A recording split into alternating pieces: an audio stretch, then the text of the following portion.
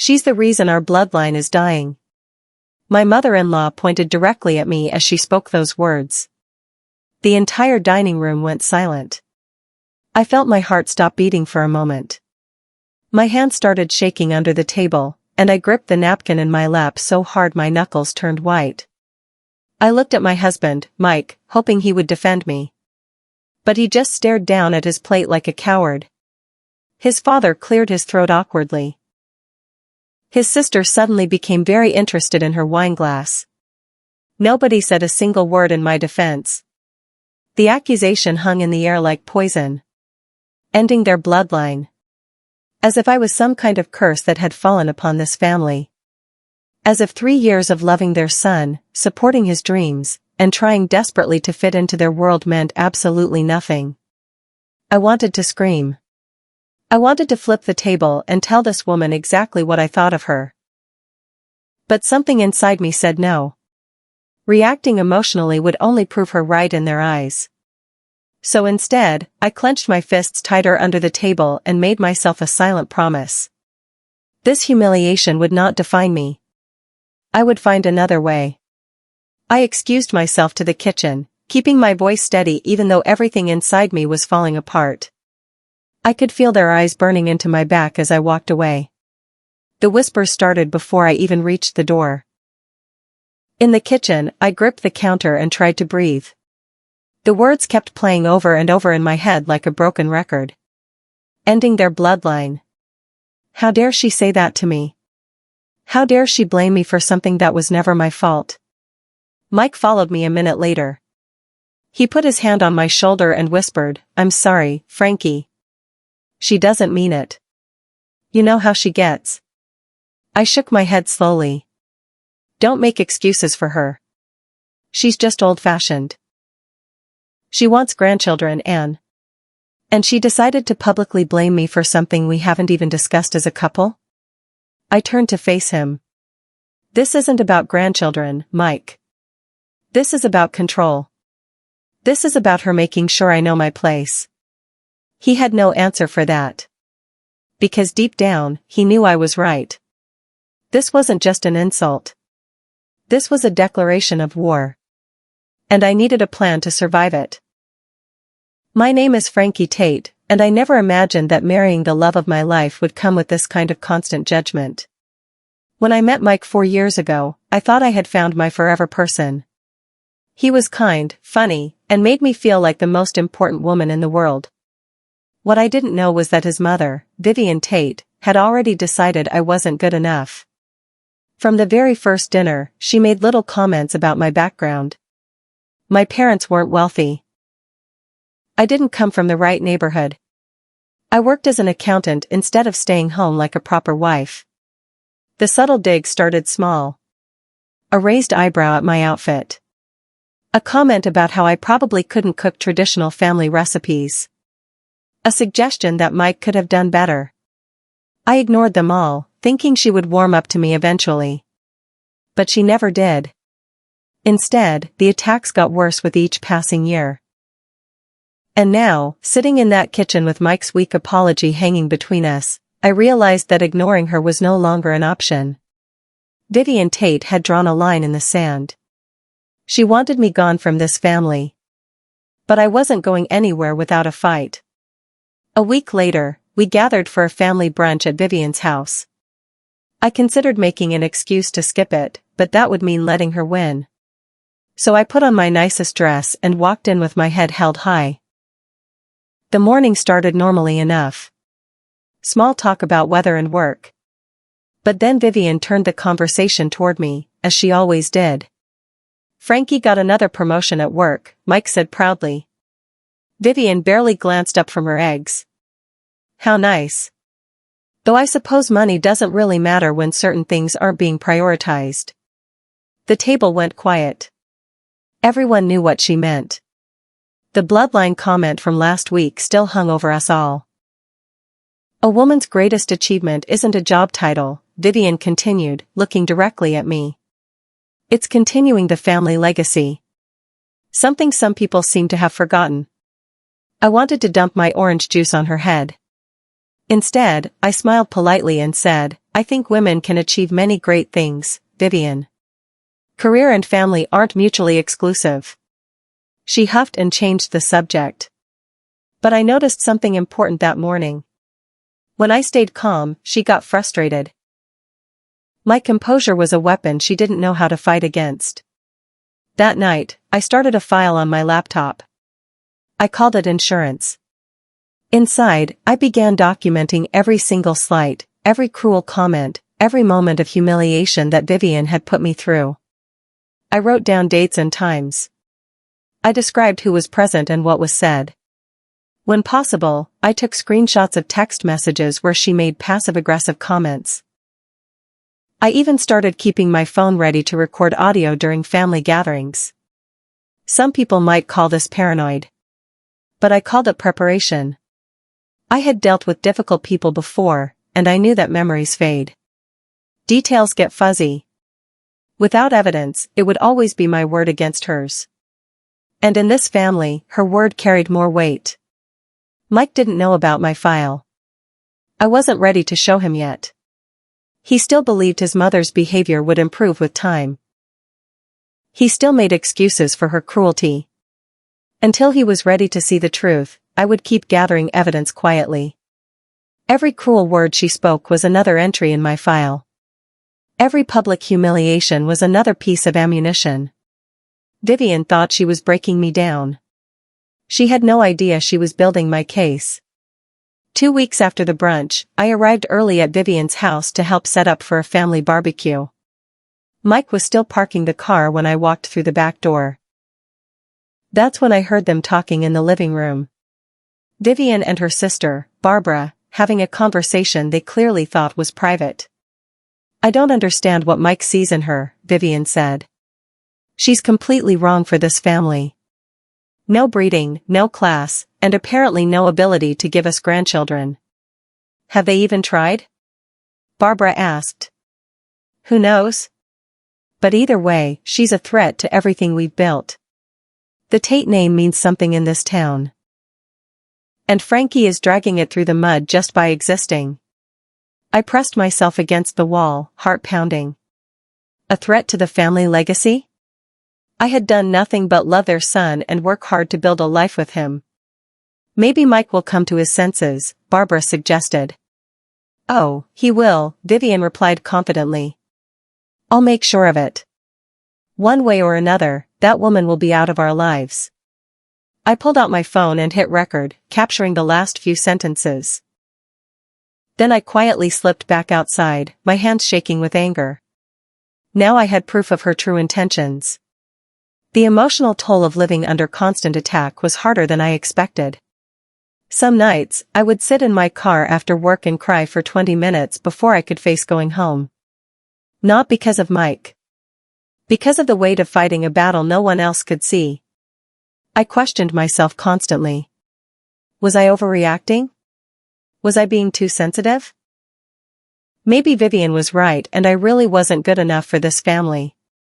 Those dark thoughts crept in late at night when I couldn't sleep. They whispered that I should just give up.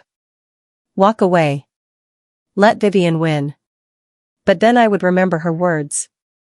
That woman will be out of our lives.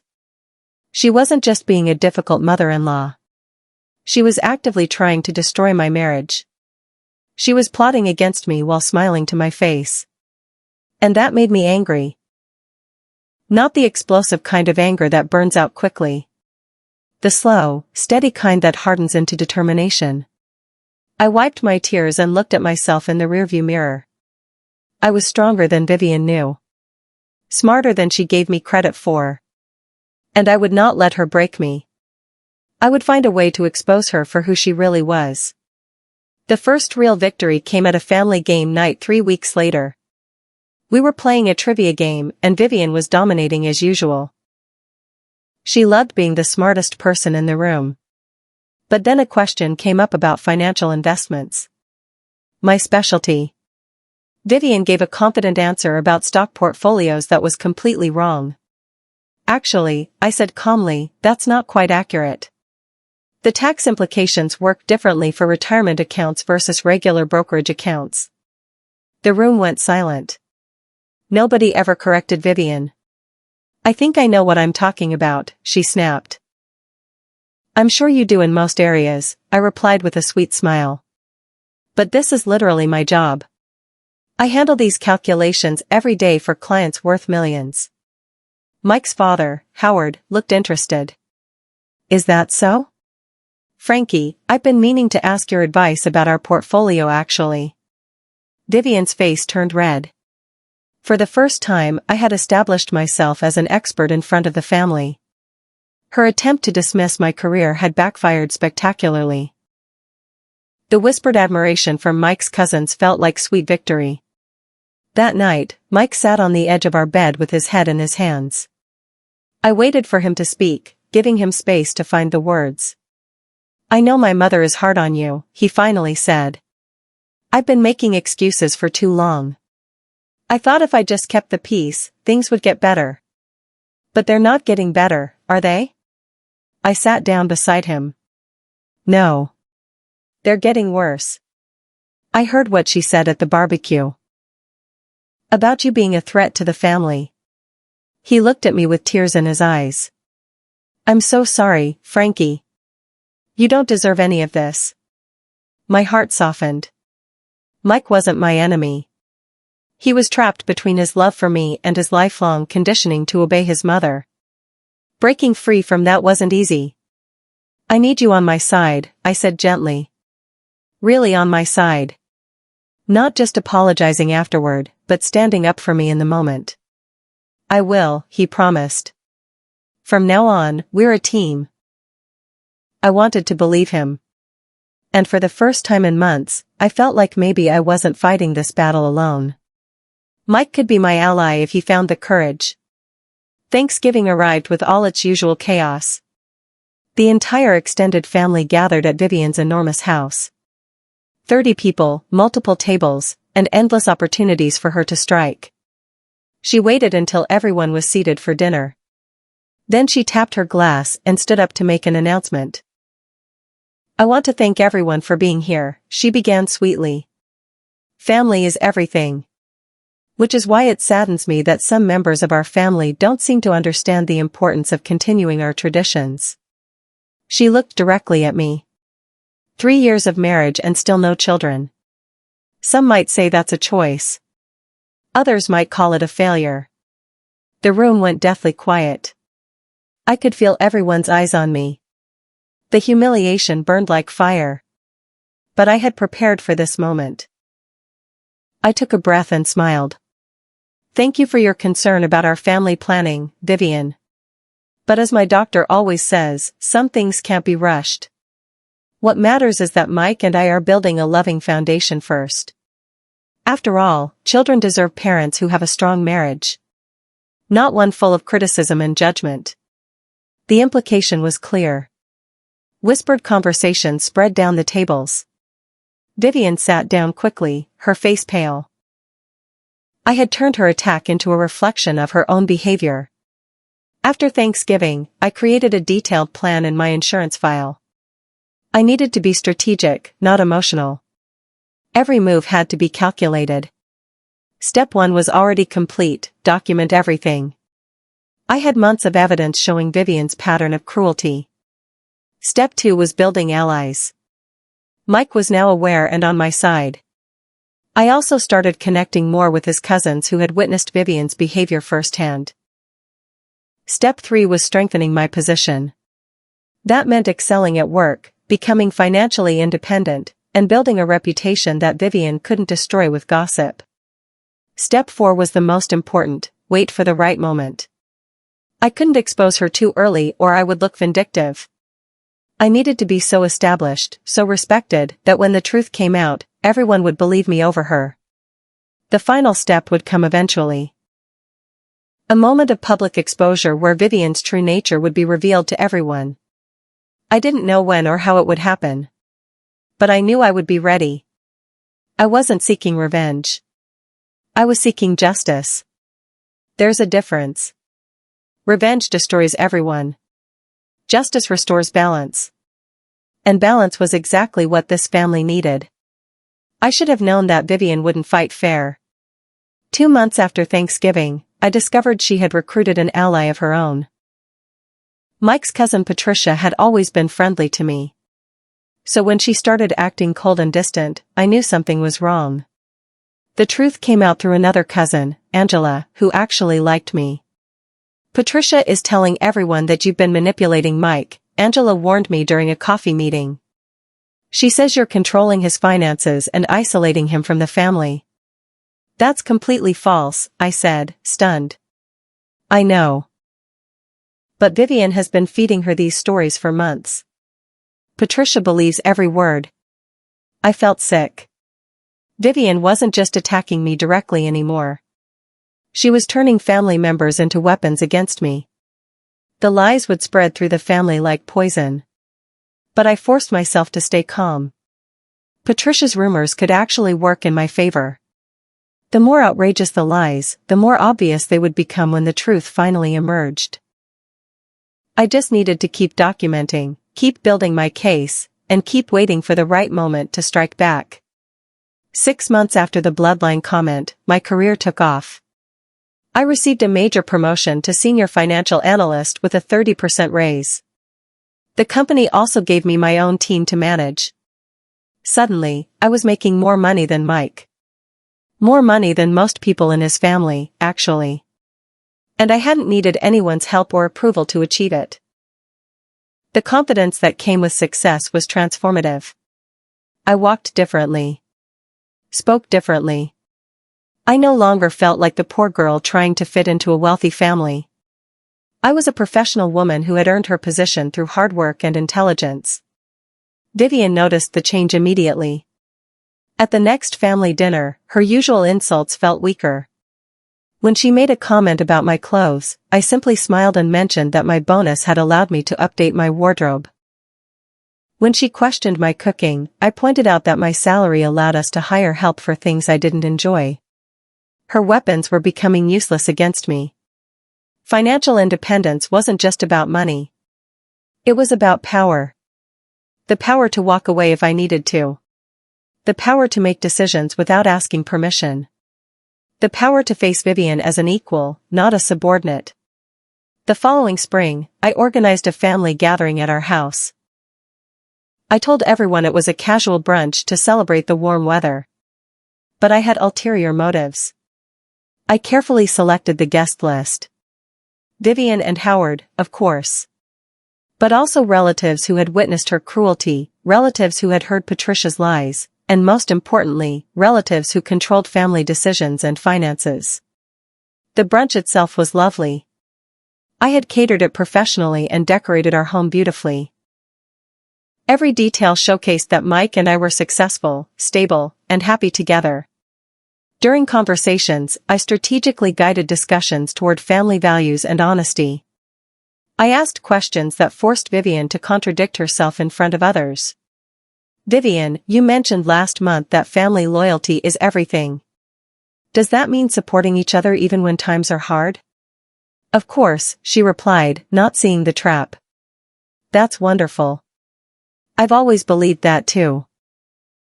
Loyalty means never tearing down family members behind their backs. The pointed look I gave her made several relatives shift uncomfortably. Seeds of doubt were being planted. The narrative was slowly shifting in my favor. Throughout everything, I made sure to keep my hands clean. I never lied about Vivian. I never spread rumors or gossip. I never stooped to her level. This wasn't just about morality. It was about strategy. When the final confrontation came, I needed to be completely blameless. Any lie or exaggeration on my part would give her ammunition to discredit me. So I stuck to documented facts. I only shared information I could prove. I treated everyone with respect, even Patricia, who was spreading lies about me. My behavior confused people. If I was really the manipulative villain that Vivian described, why was I always so calm and kind? Why did I never fight back or cause drama? Why did people who actually spent time with me come away with positive impressions? The contrast between Vivian's accusations and my actual behavior was becoming harder to ignore. Relatives started questioning what they had been told. The whisper network that had once worked against me was starting to work in my favor. Patience and ethics were my greatest weapons. Vivian couldn't fight an enemy who refused to give her any ammunition. The breakthrough came from an unexpected source. Howard, my father-in-law, had been asking my advice about finances for months. During one of our conversations, he mentioned that Vivian managed most of their investment accounts. "She's always been good with money," he said proudly. Something in his tone made me curious. With his permission, I took a look at their portfolio statements. What I found was shocking. Vivian had been making terrible investment decisions for years. She had lost nearly $200,000 through risky trades and bad timing. Worse, she had hidden these losses from Howard by manipulating the statements he saw. The woman who blamed me for threatening the family legacy had been secretly destroying their actual financial legacy for over a decade. I made copies of everything with Howard's permission. He was stunned and angry when I showed him the discrepancies. But I asked him to wait before confronting Vivian. "Trust me," I said. "The right moment will come. And when it does, everyone needs to see the truth at once." He agreed reluctantly. I finally had the evidence I needed to expose her hypocrisy completely. Word began spreading through the family that something wasn't right with Vivian's stories. Too many contradictions had piled up. Too many people had witnessed her cruelty firsthand while I remained consistently kind. Mike's Aunt Barbara, who had once agreed that I was a threat to the family, started treating me differently. She actually apologized for a comment she had made months earlier. "I think I misjudged you," she admitted quietly. "You're not what Vivian said you were." Even Patricia seemed uncertain now. She had stopped spreading rumors and started watching Vivian with suspicious eyes. The lies she had believed were crumbling under the weight of observable reality. Vivian sensed the shift. She became more aggressive in her attacks, which only made her look worse. Desperate people make mistakes. And Vivian was getting desperate. At every family function, I could feel the balance of power changing. People who had once avoided me now sought out conversations. People who had believed lies now questioned their source. The family was slowly waking up to who Vivian really was. I just needed one final push. One moment where everything would come together. And I knew exactly how to create it. I requested a private meeting with Vivian. Just the two of us, at a coffee shop far from the family's usual spots. She agreed, probably thinking she could intimidate me without witnesses. But I had stopped being afraid of her a long time ago. "I know what you've been doing," I said calmly after we sat down. "The comments, the lies, the manipulation. I've documented everything." Her face hardened. "I don't know what you're talking about. I also know about the investments. The losses you've hidden from Howard. The statements you manipulated." Now she went pale. "That's none of your business. It is when you've spent 3 years calling me a threat to the family legacy while secretly destroying it yourself." I leaned forward. "Here's what's going to happen. You're going to stop attacking me. You're going to tell Patricia the truth about those rumors. And you're going to treat me with respect from now on." "Or what?" she whispered, her voice shaking. "Or everyone learns the truth. All of it. Your choice." I left her sitting there, hands trembling around her coffee cup. The confrontation had finally begun. Vivian didn't take my warning. Of course she didn't. Women like her don't surrender easily. Instead, she doubled down, planning what she probably thought would be her final victory. She announced a formal family dinner to celebrate the upcoming anniversary of her marriage to Howard. 50 years together. A milestone that deserved recognition. But I knew what she was really planning. One last public attack on me, in front of everyone who mattered, designed to finally drive me out of the family forever. So I planned my own response. I spoke with Howard privately and showed him everything I had gathered. The recordings, the documents, the evidence of financial mismanagement. He was heartbroken but determined. "She needs to face this," he said quietly. The family deserves to know who she really is. I invited Mike to review my evidence file. His face grew darker with each page. By the end, he was furious on my behalf. "Why didn't you show me this earlier?" he asked. "Because you needed to see her behavior yourself first. Now you have. Now we face her together." The anniversary dinner was in 2 weeks. The stage was set. The dinner was held at an upscale restaurant Vivian had rented for the occasion. Crystal chandeliers, white tablecloths, and 40 family members dressed in their finest attire. Vivian presided over the head table like a queen. She looked radiant and confident, completely unaware that her kingdom was about to crumble. Dinner proceeded normally at first. Toasts were made. Stories were shared. But I noticed Vivian watching me with barely concealed hatred. She was waiting for her moment. It came during dessert. She stood up and tapped her glass, commanding everyone's attention. "I want to thank everyone for celebrating this milestone with us. 50 years of marriage, 50 years of family. The Tate legacy means everything to me." She turned toward me with a cold smile. "Which is why it pains me to address something unpleasant. There are people in this family who don't understand what loyalty means. People who have manipulated their way in and threatened everything we've built." The room went silent. Every eye turned toward me. This was her final attack, launched in front of everyone. I took a deep breath and smiled. It was time. I stood up slowly, my heart pounding but my voice steady. "Thank you for raising that topic, Vivian. I think it's time everyone heard the truth." I pulled out a folder I had hidden in my bag. Inside were printed documents, screenshots, and transcripts. For 3 years, I've been accused of threatening this family. But let me share what's actually been happening. I read selected quotes from my recordings, including Vivian's conversation with Barbara about driving me out of the family. The room gasped. I've also been blamed for endangering the family legacy. But here's the reality. I presented Howard's investment statements, showing the hundreds of thousands lost through mismanagement. The hidden transfers. The manipulated reports. The person threatening this family's legacy isn't me. It's the person who's been lying to all of you while pointing fingers at everyone else. Vivian's face had gone white. She tried to speak but no words came out. I have never lied to any of you. I have never spread rumors or manipulated anyone. Everything I've said tonight can be verified. Can Vivian say the same?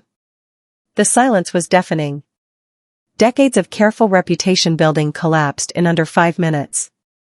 Vivian finally found her voice. This is ridiculous. She's making things up. Howard, tell them she's lying. But Howard didn't defend her. He stood slowly, his face etched with sadness and anger. I've seen the evidence, Vivian. I've verified the financial records myself. Frankie isn't lying. You are. The room erupted in whispered conversations. Family members looked at each other in shock. Everything they thought they knew was being challenged. You've been manipulating this family for years, Howard continued. Making yourself look good while tearing down anyone who threatened your control. Including your own daughter-in-law. Patricia stood up, tears streaming down her face.